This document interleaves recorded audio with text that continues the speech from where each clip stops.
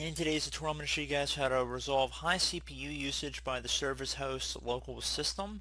So if you're opening up Task Manager and you see that the service host local system process is taking up a lot of memory, this tutorial will be for you. So number one, Superfetch would only be enabled on devices that have a mechanical hard disk drive, so no solid state drives should be having this issue. And if basically asks, the service would ask to see what applications you use frequently, load the files into RAM, and basically try and speed up the process when you use common applications. So sometimes Superfetch will take up a ridiculous amount of memory in this endeavor. So in this tutorial we can disable the Superfetch service. So we're going to jump into it, and we're going to start by opening up the start menu just by left clicking on it one time.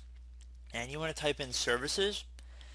Keep in mind the Superfetch service is not a required Windows service, so there really shouldn't be any real negative repercussions from it.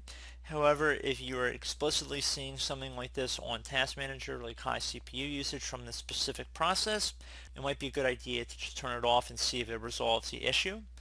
So we're just going to wait for the services window to open up here.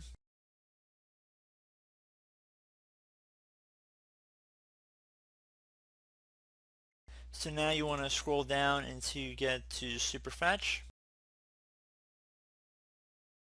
Right here. Double click on it.